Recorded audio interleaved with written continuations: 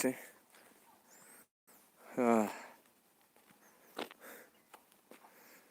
morning, everyone.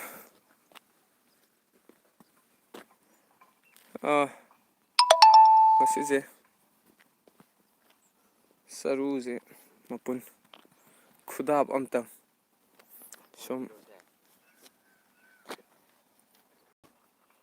mapun khudab amtang sum laujar ko ni loan laudina te ko mi am chali ba lambi ni ko man sakhi ni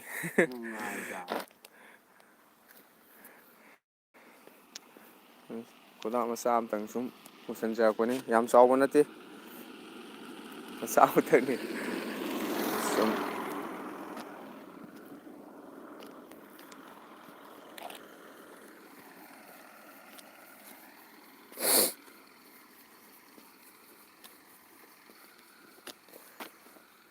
hukinu thamoidi isa khangdana hukinu thamoidi isa khangdana hukinu thamoidi isa khangdana hukinu thamoidi isa khangdana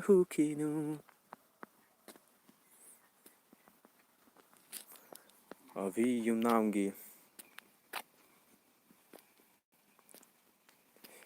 Sema Ang Thing na Zay Mai Pakan Kale Soidana Abi Koi Manipuri Talents YouTube channel sing marketing so wish tawjari Abi se yam kanna hona jaba du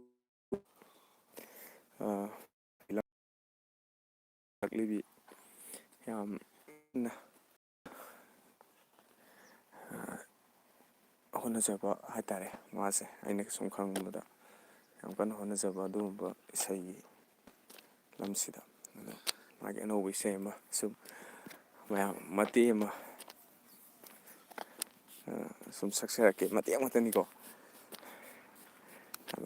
hayeng thola kandana amuka hena mayamna nungaiba ama oigene khanse adugi mati yengbada nungai masama acting tawi aduga isai su yam langba arangba oiba haitare sum nahasing maruina nahasing na su yamna pamgane na khanjaba isai amakaksu oiki mayamna soidana nusibigani mayamgi thaujan phangane na su kogi channel ngi maiketegi thajai afaba yan masak khangbiba hena masak khangbiba sakbi mo sun haina wish tawjari matek se mana sakhi be sai de ko atai di yam kana thara kaino tawdi tri magi sum magi matem sum thakpu phaja hobo haitare maje pura khoigi ya abi yumna yam phajana amtang sum mayam ti sai du khudol tamjage line amamuk khatani ko atai di yam kanna ma mogi thadorpo oidribani aina su kanna manasu asa tawjabi sanina aina su kaino sangna su phadre mateng tak saksage hukinu thamoidi isa khangdana hukinu thamoidi isa khangdana hukinu thamoidi isa khangdana hukinu thamoidi isa khangdana sumai tawdana isaido sae yamna phajai sum taabda nungai music keka loina taabda nungai acting tawdasu yengba nungaire haibagi thajabasu lei mai pakpasu oisanu haiba wisema pijari abi yunam adu mayam hana musina khoigi walking chembe wari damu laksarage akhoi ngasi di khomjom da chendre kaino sida akhoi sigi hek chen be straight lamni du da chele ngasi di 200 meter race line up down just my chele hit da haitare speed up tawga chele ꯑꯗꯨꯃꯥꯏꯅ ꯈꯔ ꯈꯔꯁꯨ ꯑꯗꯨꯝ ꯈꯔ ꯈꯔꯁꯨ ꯀꯟꯅ ꯆꯦꯟꯊꯣꯛꯄ ꯁꯤꯁꯨ ꯗꯔꯀꯥꯔ ꯂꯩ ꯐꯩꯌꯦꯅ ꯍꯥꯏꯕꯤ ꯑꯗꯨꯅ ꯈꯔꯁꯨ ꯑꯩꯈꯣꯏꯅ ꯁꯨꯃꯥꯏꯅ ꯏꯁꯄꯤꯠꯁꯦ ꯍꯥꯞꯄ ꯆꯦꯟꯕꯅꯤ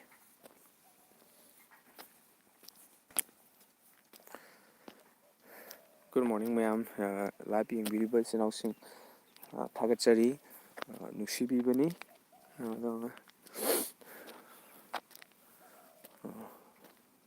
thank you for love and support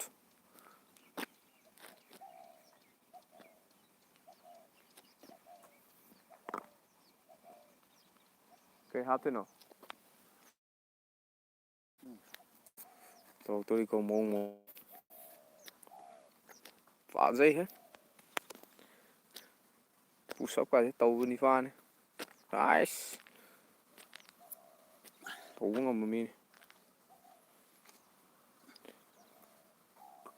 ꯀꯌꯥꯃꯨꯛ ꯏꯟꯗꯣꯏꯅꯣ 8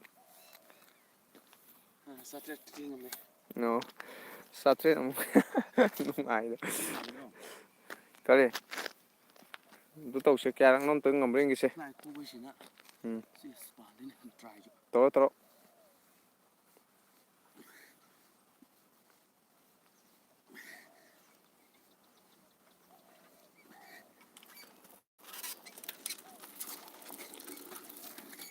ꯑꯦꯍꯦ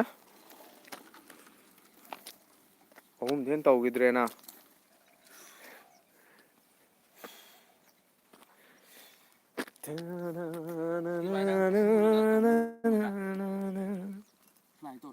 ꯇꯧꯔꯣ ꯑꯩꯈꯣꯏꯕꯨꯗꯤ ꯇꯉꯥꯏ ꯐꯗꯅ 20-30 ꯃꯨꯛꯇꯤ ꯉꯝꯅꯤ ꯄꯥꯃꯨꯅ ꯅꯆꯨꯝꯁꯨ ꯁꯝꯂꯥꯡꯁꯨ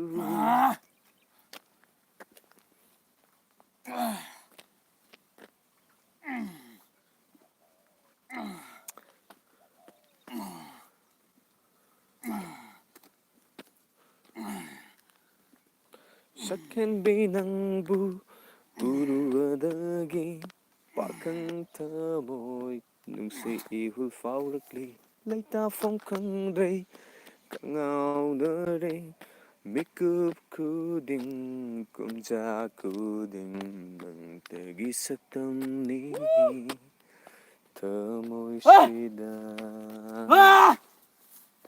ꯊꯦꯝꯕꯤꯔꯅꯨ ꯇꯧꯕꯤꯔꯅꯨ ꯑꯃꯥꯟꯕ ꯈꯣꯏꯃꯨ ꯑꯉꯥꯎꯕ ꯆꯝꯂꯕꯤ ꯅꯤꯉꯣꯟꯒꯤ ꯄꯨꯟꯁꯤ ꯅꯧꯖꯔꯤꯕꯤ ꯅꯨꯡꯖꯥ ꯊꯃꯣꯏꯅꯤ ꯁꯤ ꯊꯝꯗꯣꯏꯕ ꯃꯇꯥꯏ ꯇꯧꯕꯤꯔꯝꯃꯣ ꯍꯩ ꯃꯤ ꯁꯥꯏꯀꯜ ꯒꯥꯔꯤ ꯑꯗꯨ ꯃꯇꯥꯏ ꯊꯝꯕꯤꯔꯝꯃꯨ ꯀꯩꯅꯣ ꯊꯦꯝꯕꯤꯔꯅꯨ ꯁꯨꯔꯀꯥꯁꯤꯗꯤ ꯑꯣ ꯚꯩ ꯇꯧꯕꯤꯔꯅꯨ ꯃꯌꯥꯝ ꯉꯁꯤꯗꯤ ꯏꯁꯩ ꯁꯛꯑ ꯍꯜꯂꯛꯀꯦ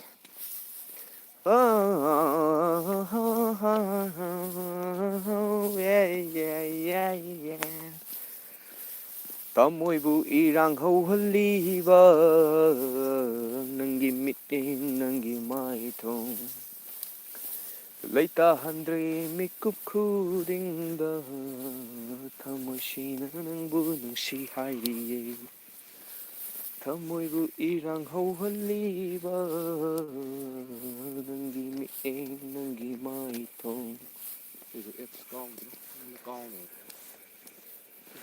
ꯂꯩꯇꯥꯍꯟꯗ꯭ꯔꯦ ꯃꯤꯀꯨꯞ ꯈꯨꯗꯤꯡꯗ ꯊꯃꯣꯏꯁꯤꯅ ꯅꯪꯕꯨ ꯅꯨꯡꯁꯤ ꯍꯥꯏꯔꯤꯌꯦ ꯅꯨꯡꯖꯥ ꯅꯪꯕꯨ ꯁꯛꯍꯦꯟꯕꯤ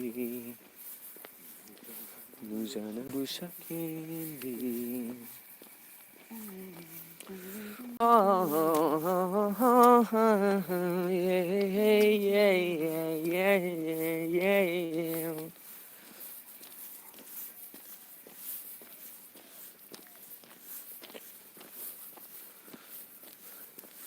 ꯉꯧꯔꯕ ꯃꯤꯠ ꯑꯅꯤꯁꯦ ꯅꯪꯒꯤ ꯁꯛꯇꯝꯇꯕꯨ ꯈꯧꯔꯥꯡꯂꯤ ꯅꯨꯃꯤꯠ ꯊꯣꯛꯇ꯭ꯔꯤ ꯉꯧꯔꯃꯤꯠ ꯑꯅꯤꯁꯦ ꯅꯪꯒꯤ ꯁꯛꯇꯝꯇꯕꯨ ꯈꯧꯔꯥꯡꯂꯤ.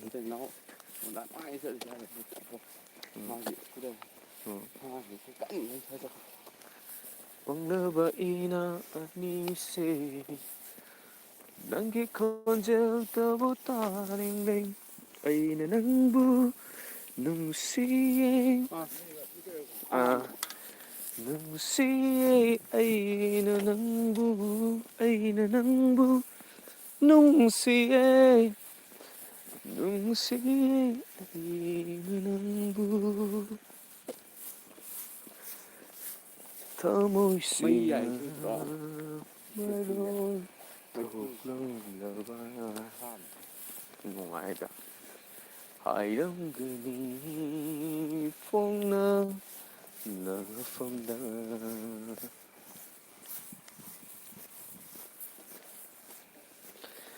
ꯍꯦ ꯊꯃꯣꯏ ꯄꯥꯡꯗꯕ ꯅꯪꯕꯨꯁꯨ ꯋꯥꯔꯧꯏ ꯑꯩꯍꯥꯛꯅ.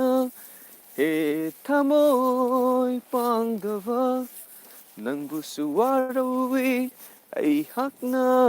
ꯆꯤꯝꯕꯥꯜꯂꯪꯁꯨ ꯀꯔꯤꯒꯤ ꯃꯔꯣꯟ ꯊꯣꯛꯇꯦ ꯃꯤꯀꯨꯞꯇꯨꯗ. ꯆꯤꯝꯕꯥꯜꯂꯪꯁꯨ ꯀꯔꯤꯒꯤ ꯃꯔꯣꯟ ꯊꯣꯛꯇꯦ ꯃꯤꯀꯨꯞꯇꯨꯗ.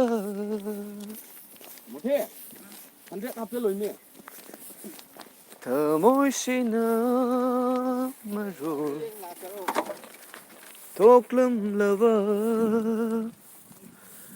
ꯍꯥꯏꯔꯝꯒꯅꯤ ꯐꯣꯡꯅ ꯅꯐꯝꯗ. ꯊꯃꯣꯏꯁꯤꯅ ꯃꯔꯣꯜ ꯊꯣꯛꯂꯝꯂꯕ ꯍꯥꯏꯔꯝꯒꯅꯤ ꯐꯣꯡꯅ ꯅꯐꯝꯗ. ꯑꯩꯅ ꯅꯪꯕꯨ ꯅꯨꯡꯁꯤꯌꯦ.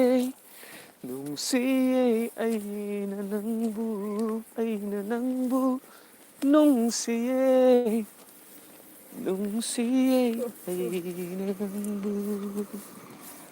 Thank you everyone. Narsa. Yeah. Hi. Good morning. Good morning.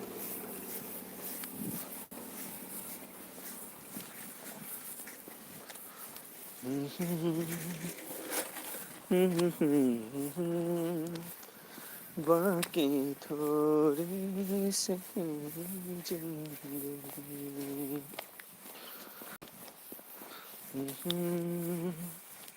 मुझे जिंदा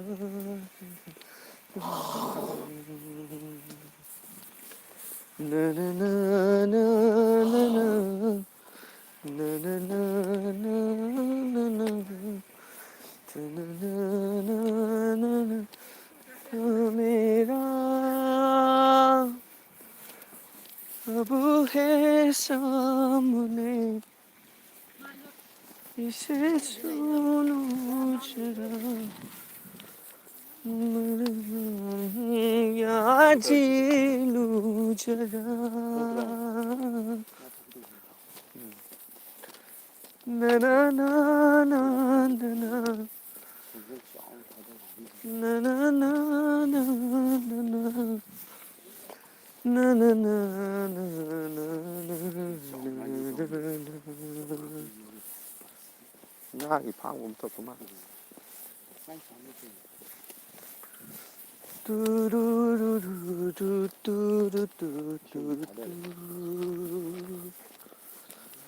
Tarari tarira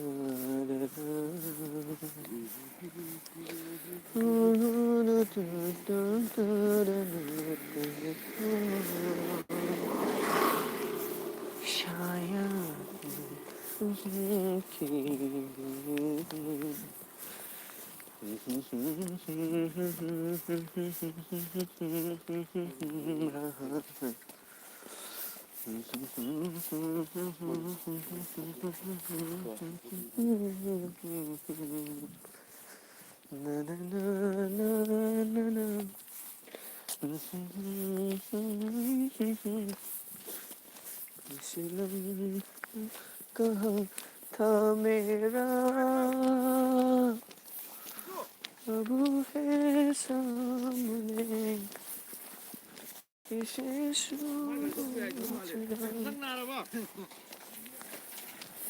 na na na na na na na na.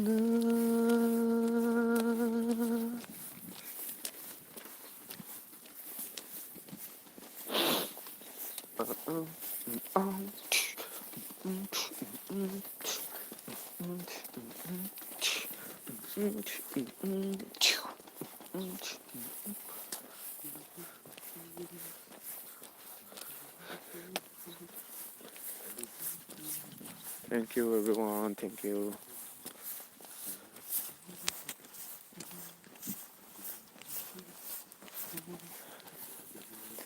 I just had to listen to again. Thank you once again, thank you everyone.